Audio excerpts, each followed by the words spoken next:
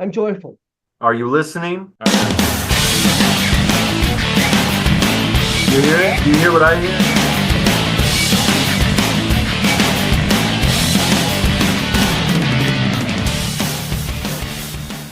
All right, guys, welcome back to the channel.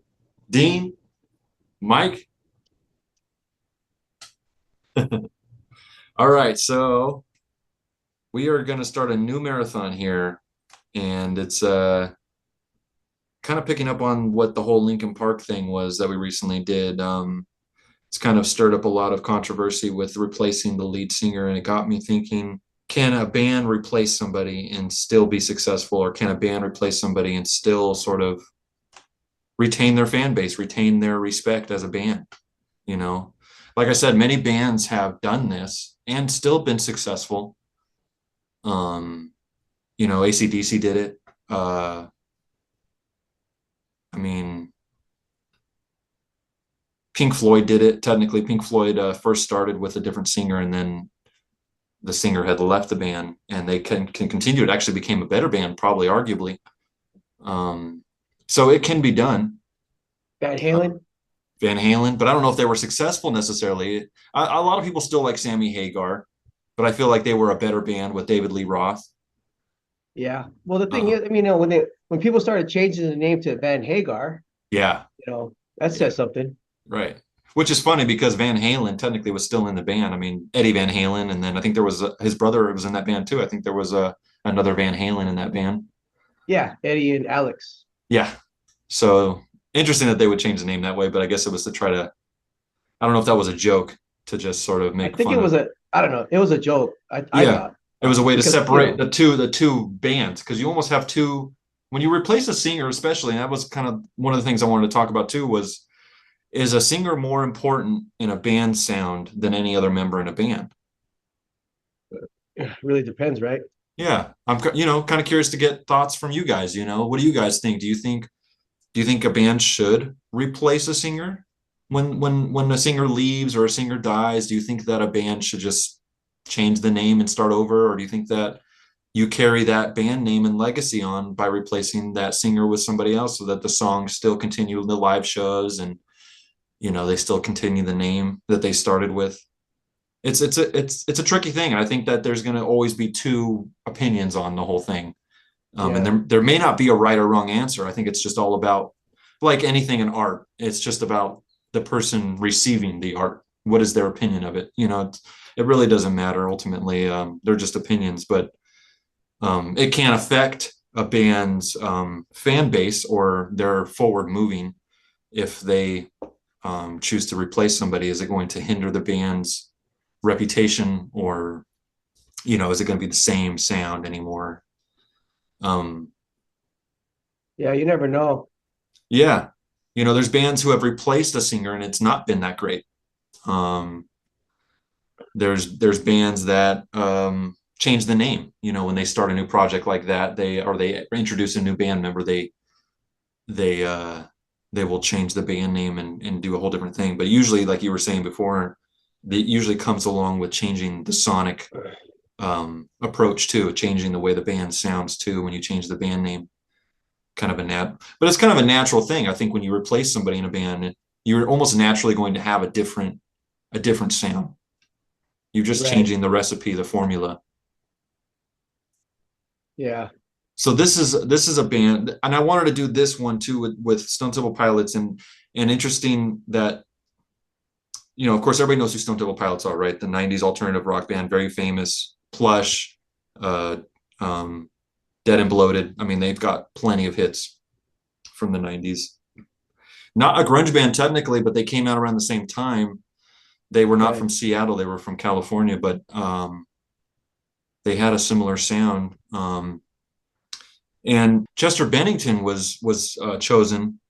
However, that came about. Decided to lead sing for Stone Temple Pilots. Now, Chester Bennington was a fan of this band, just in the same way that Emily Armstrong, who has replaced Chester Bennington as a singer in Linkin Park.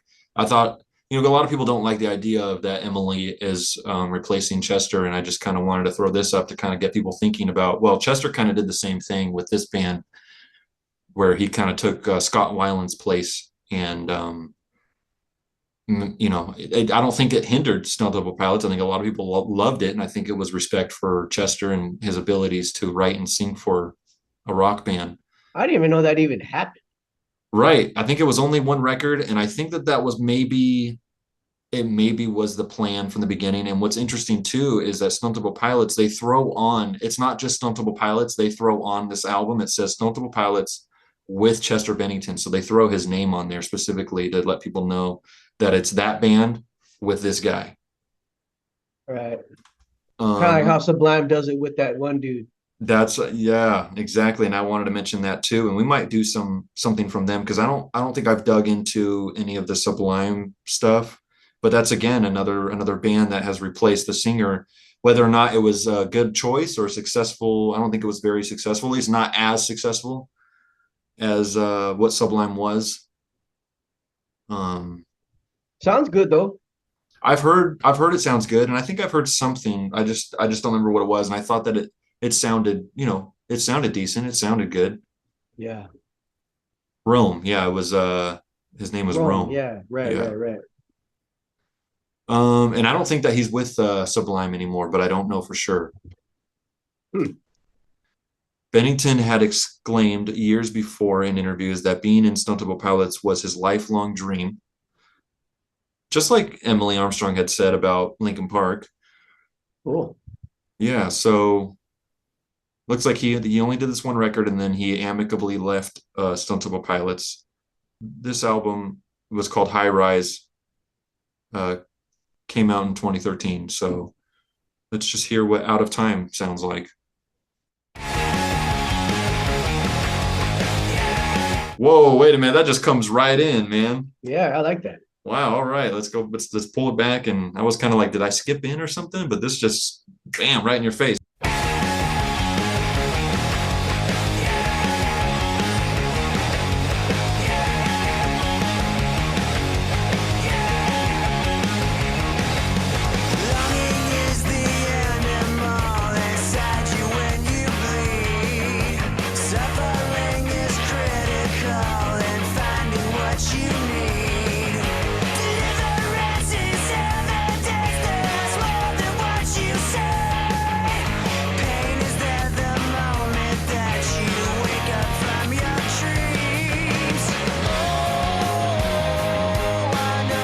Halftime.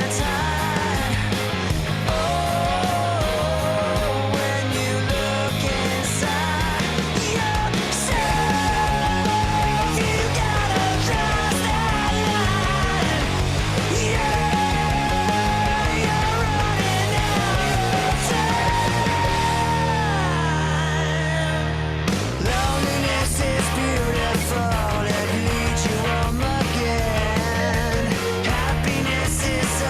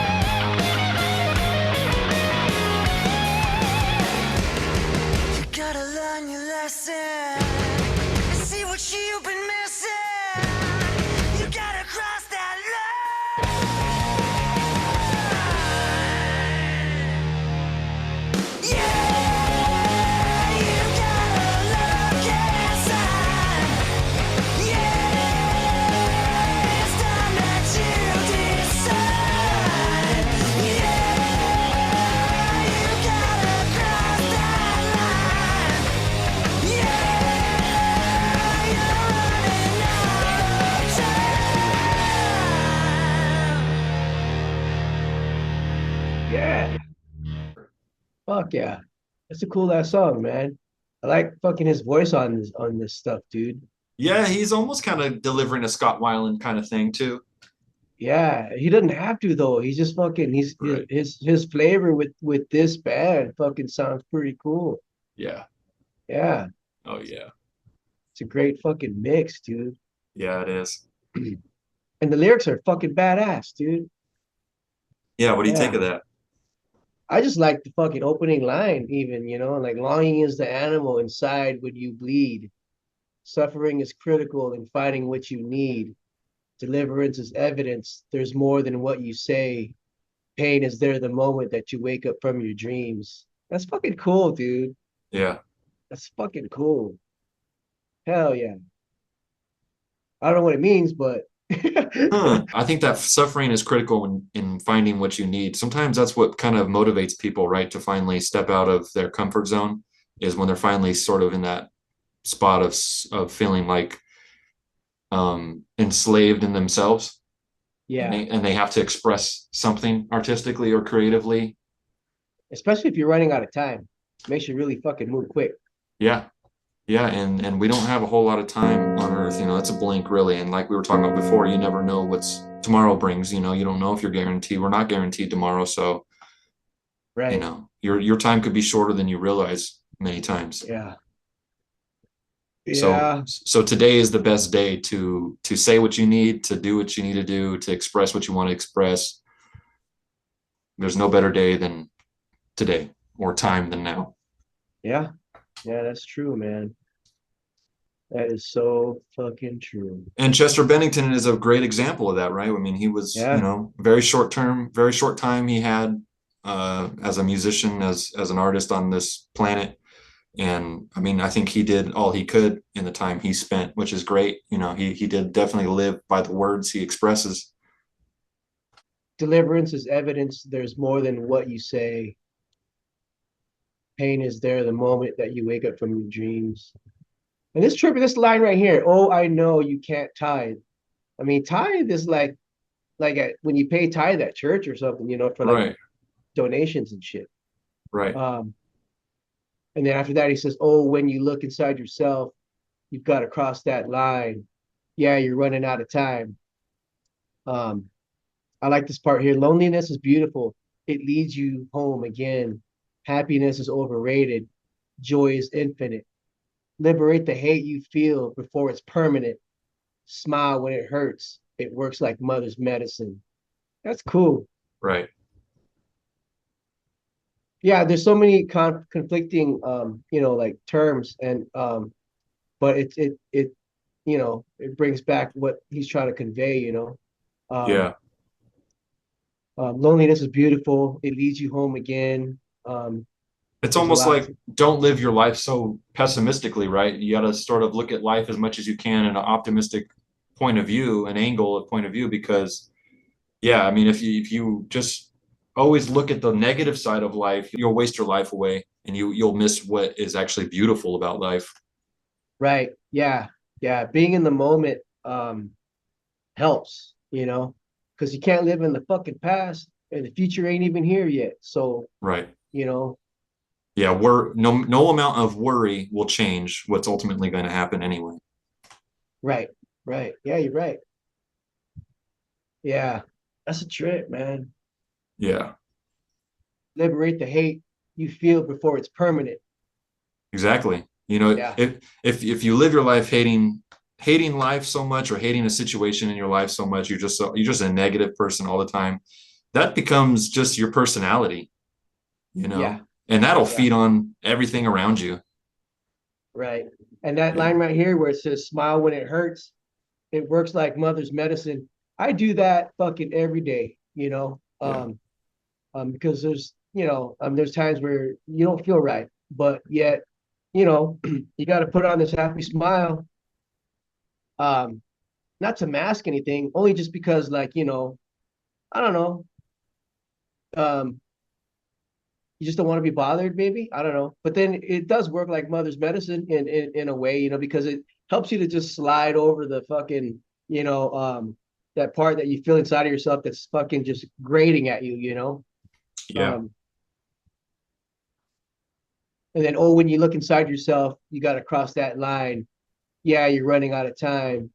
You got to learn your lesson to see what you've been missing. You got to cross that line. Yeah, that's pretty cool. Yeah. Yeah, these are good lyrics, and then Chester's obviously his vocal approach is amazing. Yeah, He's screaming his ass off. yeah, yeah. He's fucking singing it, fucking rad, dude. Hell Yeah, yeah, I like the music too in the song. It was cool. There was a lot of really cool riffs, a lot of hard rock riffs. Had a classic rock vibe to it, yeah. Kind of Especially reminds, with that bass, that fucking fucking yeah, yeah, reminds me of Velvet Revolver a little bit. yeah, Yeah, yeah, yeah. It does. yeah, that's cool. But yeah, the music is well written. Um, it just pumps, dude. It just fucking drives, the whole song, and then um, That halftime was pretty cool.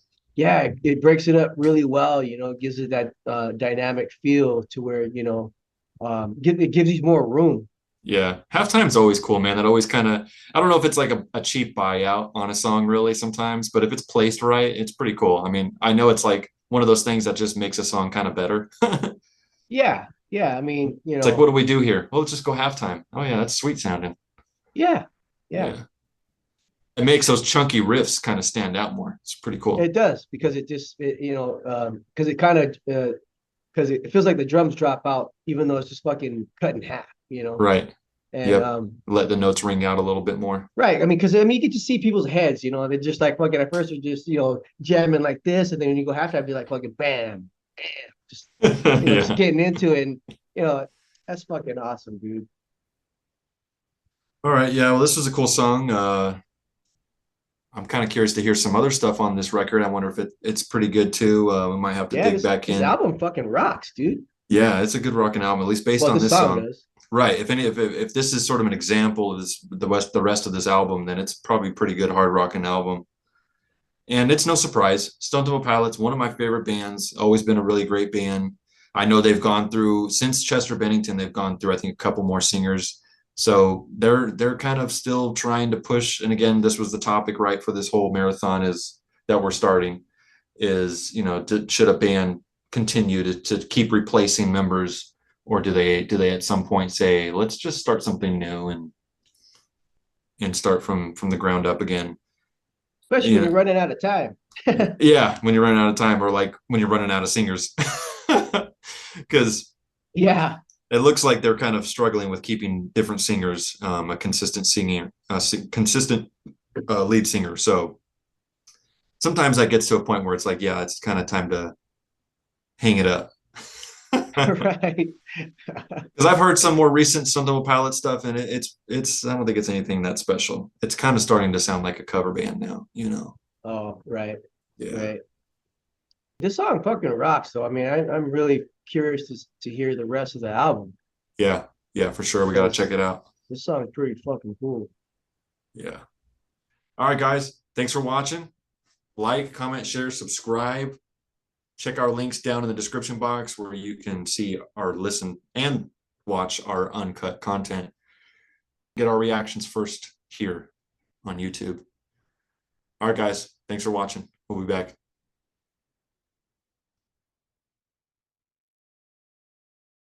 I'm joyful. Yeah, that's a nice ring to it.